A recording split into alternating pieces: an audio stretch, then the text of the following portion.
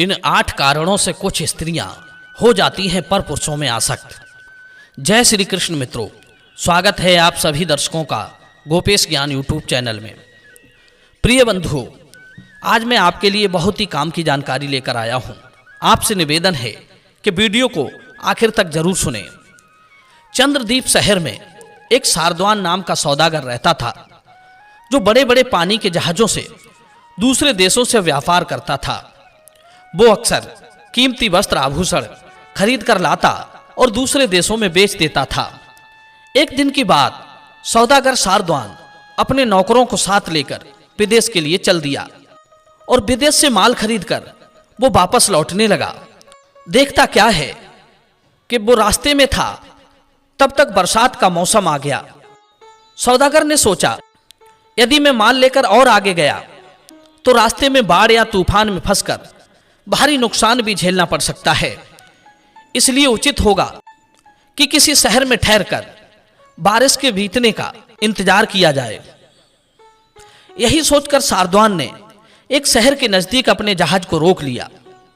उसी शहर में मलयध्वज नाम का राजा रहता था। सौदागर ने कुछ कीमती वस्त्र और आभूषण लिए और भेंट के रूप में लेकर राजा के दरबार में पहुंच गया। सौदागर की भेंट से राजा बड़ा प्रसन्न हुआ। राजा ने खुश होकर कुछ दिनों के लिए सौदागर को अपने यहां रोक लिया और कहा कि जब तक वर्षा नहीं थमती तब तक आप हमारे राज्य में ही रहकर अपने सामान को बेचिए। मुझे उम्मीद है कि हमारे राज्य के लोग आपके माल को खूब पसंद करेंगे। यहां रहकर आपका अच्छा खासा मुनाफा भी हो जाएगा। सौदागर ने भी राजा की बात मान ली। सारद्वान ने वहीं पर अपने डेरे तंबू जमा दिए। सौदागर के नौकर शहर में घूम घूम कर उसके माल का विक्रय करने लगे। राजमहल से सौदागर के डेरे काफी दूरी पर थे। वो रोजाना राजा के पास आता जाता रहता था। एक दिन की बात, सौदागर सारद्वान राजा से मिलने गया। वहीं पर राजा की बेटी ने सौदागर को देख लिया, जिसका नाम था चंद्रप्रभा। सौदागर सारद्वान अभी युवक ही था। परमात्मा ने उसे सुंदर रूप और सजीले बदन से सजाया था। राजकुमारी चंद्रप्रभा सौदागर के रूप की दीवानी हो गई। सौदागर की सुंदरता ने उस पर ऐसा मोहनी मंत्र डाल दिया कि वो अपने पलंग पर दिन भर पड़ी पड़ी लंबी लंबी सांसें लेती रहती थी और उसी के ख्याल में खोई रहती थी। मन ही मन सोचती थी कि किस तरह मेरे मन को हरने वाले उस परदेसी से मेरी भेंट हो। प्रिय बंधुओं, दिन रात उसकी आंखों में सारद्वान की सुंदर तस्वीर के चित्र तैरते रहते थे। न आंखों में नींद आती थी, न मन में तसल्ली। हर समय यही सोचती रहती थी कि कब और कैसे सौदागर से मुलाकात करूं। प्रिय बंधुओं, राजकुमारी चंद्रप्रभा की दिन पर दिन हालत बिगड़ती देखी तो राजकुमारी की बांधी ने उससे पूछा, हे राजकुमारी, हम देख रहे हैं कि पिछले 2 दिन से ना तो तुमने कुछ खाया है, पूरे दिन महल में अकेली पड़ी रहती हो। कहीं कोई प्रेम बाण चलाकर तुम्हें घायल तो नहीं कर गया? राजकुमारी चंद्रप्रभा ने बांदी के दोनों हाथ अपने हाथों में थाम लिए और बोली, बहन, तुझे मैं अपने दिल का हाल बताती हूं, किसी को जाहिर मत होने देना। जब से मैंने उस नौजवान सौदागर को देखा है, तब से मेरी रातों की नींद उड़ गई है। वो एक परदेसी है। यदि किसी दिन चला गया तो मैं उसका वियोग सह नहीं पाऊंगी। तुम एक काम करो, किसी तरह से मेरा यह संदेश सौदागर तक पहुंचा दो। प्रिय बंधु, इतना कहकर राजकुमारी ने अपने दिल की बातें एक पत्र में लिख दी और बांदी को दे दिया। बांदी राजकुमारी का पत्र लेकर सौदागर के पास गई और सारद्वान को वो पत्र पकड़ा दिया। सौदागर ने राजकुमारी का पत्र पढ़ा तो आश्चर्यचकित रह गया। उसके मन में भी राजकुमारी को देखने की लालसा उमड़ पड़ी। वो चल दिया। साथियों ने उसे बहुतेरा समझाया कि देखो, इस प्रकार की स्त्रियों पर किसी भी तरह विश्वास नहीं किया जा सकता। ऊपर से वो राजा की कन्या है। यदि यह भेद राजा को पता चल गया तो हम सबको जेल में डलवा देगा। लेकिन कहते हैं, कामी पुरुष को कुछ दिखाई नहीं देता। उसी तरह सौदागर भी सबकी अनसुनी करता हुआ राजकुमारी चंद्रप्रभा से मिलने चला गया। बांदी की मदद से सौदागर राजकुमारी के महल में पहुंच गया। अब तो वो हर रोज वेश बदल बदल कर राजकुमारी से मिलने जाता था। धीरे धीरे सारद्वान और चंद्रप्रभा का प्रेम परवान चढ़ने लगा। किसी को इस बात की कोई भनक नहीं लगी। पूरे बरसात के दिन कब व्यतीत हो गए सौदागर को पता ही नहीं चला। एक दिन की बात, अंतापुर का जो रक्षक था उसे कुछ संदेह हुआ। उसे ऐसा लगा जैसे कोई पुरुष रात्रि में राजकुमारी से वार्तालाप करता है।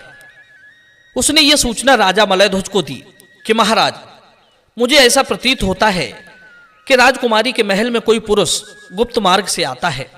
रात्रि में उनके बतलाने की आवाज सुनाई देती है। यह खबर सुनकर राजा मलयध्वज आग बबूला हो गए। अगले दिन सौदागर जब चंद्रप्रभा के महल में गया तो राजा ने अपने सैनिकों से महल को घेरवा लिया। राजकुमारी ने समझ लिया कि आज वो घिर चुकी है और अब किसी को मुख दिखाने के लायक नहीं रहेगी, तो उसने एक नई चाल चल दी। उसने अपने सारे आभूषण सौदागर के आगे डाल दिए और छुरी से 2-3 जगह अपने शरीर को गोद लिया और अपने पिता से रोती चिल्लाती हुई बोली, हे पिताजी, इस दुष्ट पुरुष ने मुझे मारकर मेरे आभूषण छीन लिए, इसे तुरंत फांसी दे दीजिए। प्रिय बंधुओं, राजकुमारी के मुख से ऐसी बात सुनकर सौदागर के पैरों के नीचे जमीन खिसक गई। सोचने लगा, वाह रे वाह, ये वही स्त्री है जो मेरे वियोग में मरी जा रही थी। आज विपत्ति में पड़ने पर अपनी जान की खातिर मुझे फांसी दिलवा रही है। आज उसे स्त्री का त्रिया चरित्र समझ आ चुका था। मित्रों, इधर राजा ने देखा कि वो पुरुष कोई और नहीं स्वयं सौदागर है, तो राजा क्रोध से और भी ज्यादा आग बबूला हो उठा। कहने लगा, रे दुष्ट सौदागर, मुझे तुझसे ये उम्मीद नहीं थी। अब सब पता चल गया है कि तू इसी तरह लोगों को लूटकर अपना व्यापार करता है। मेरी बेटी के कक्ष में आकर चोरी करने के आरोप में मैं तुझे कठोर सजा दूंगा। मित्रों, यह सुनते ही सौदागर की रूह कांप गई। कुछ हिम्मत बांधकर बोला, महाराज, मेरा कोई कसूर नहीं है, तुम्हारी बेटी ने ही उल्टा ये जाल बिछाया है। सच्चाई तो यह है कि तुम्हारी बेटी ने जब से मुझे देखा था, ये तब से मेरी दीवानी हो गई। इसने बांदी के हाथों मेरे पास एक पत्र भिजवाया और कहा कि मैं तुम्हारे बिना जिंदा नहीं रह सकती। यदि तुम मेरे पास मिलने नहीं आए तो मैं मर जाऊंगी। तुम्हारी बेटी की जान बचाने के लिए ही मैं इसके पास आया। यदि विश्वास ना हो तो अपनी बेटी के हाथों का लिखा हुआ ये पत्र पढ़ लो। मित्रों, इतना कहकर सौदागर ने वो पत्र राजा को दे दिया। राजकुमारी चंद्रप्रभा के द्वारा लिखा हुआ पत्र राजा मलयध्वज ने पढ़ा तो उनकी आंखें फटी की फटी रह गईं। राजा ने सब समझ लिया कि सौदागर बेकसूर है। मेरी बेटी ही दुष्टा है जो एक ईमानदार सौदागर को अपने प्रेम जाल में फंसाकर उसे रोज महल में बुलाती थी, और आज ये तिरिया जाल रचकर ये इसे मरवाने के लिए भी राजी हो गई। राजा ने तुरंत सौदागर को रिहा किया और अपनी बेटी को जान से मारने का आदेश दे दिया। सौदागर ने सोचा कि गलती तो हर इंसान से होती है। आज राजकुमारी से यह गलती हुई है, इसका भी कारण मैं ही हूं। मेरे ही कारण राजकुमारी को फांसी हो जाएगी। दोषी तो थोड़ा बहुत मैं भी हूं।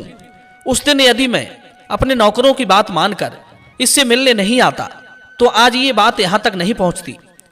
मित्रों, इस प्रकार के काम में सिर्फ स्त्री ही दोषी नहीं होती, पुरुष भी बराबर का दोषी होता है। एक स्त्री बिना पुरुष के सहयोग के बदचलन व्यभिचारी नहीं हो सकती। जिससे वो बात करती है या मिलती है वो भी तो एक पुरुष होता है।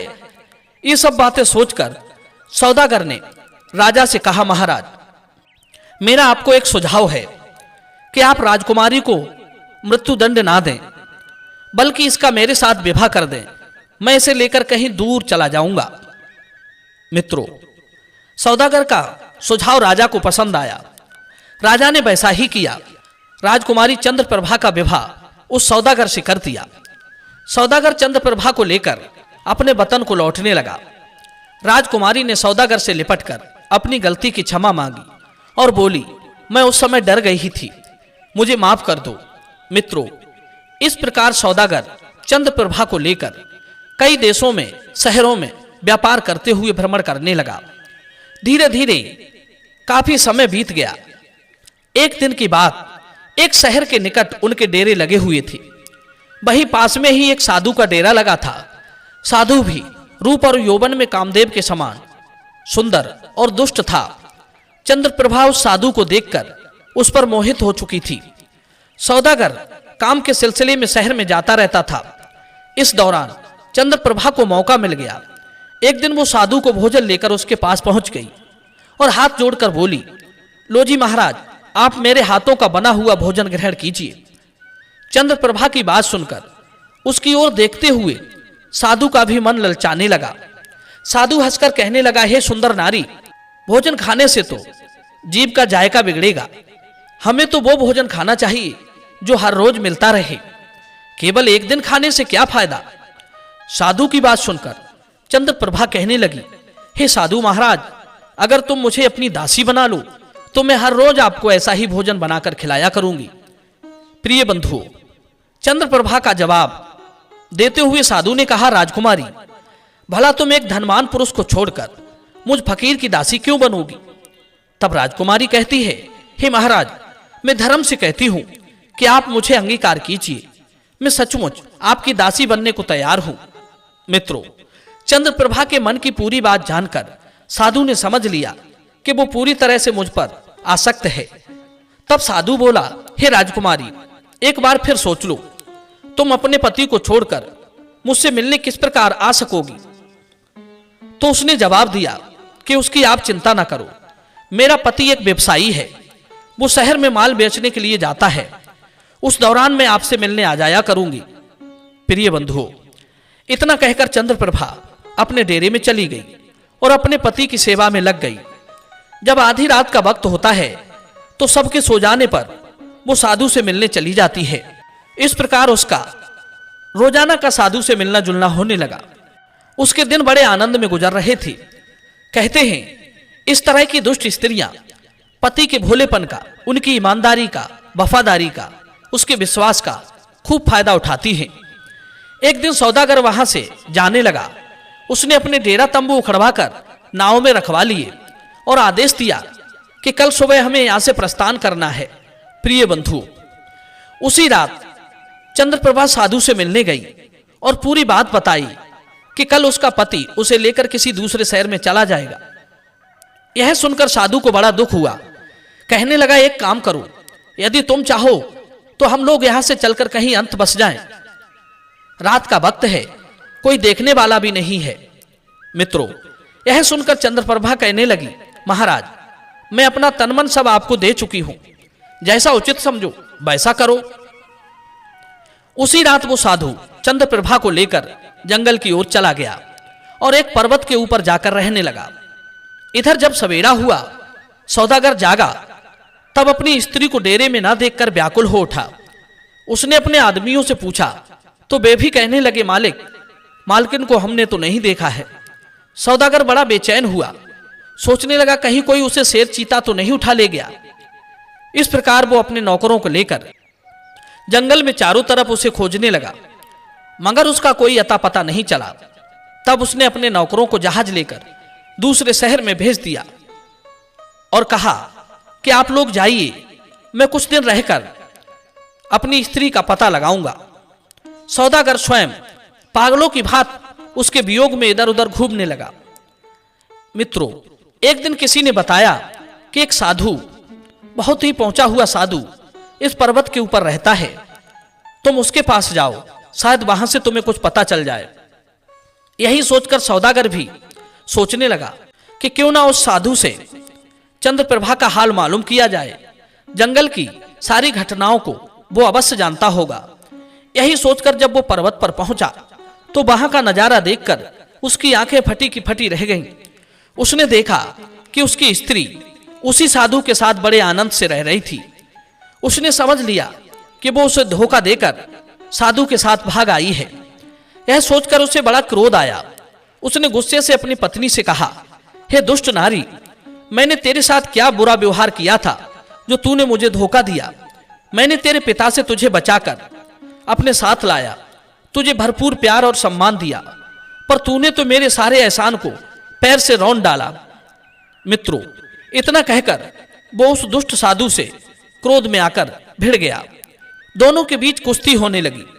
इसी दौरान चंद्रप्रभा ने एक पत्थर से सौदागर का सर फोड़ डाला।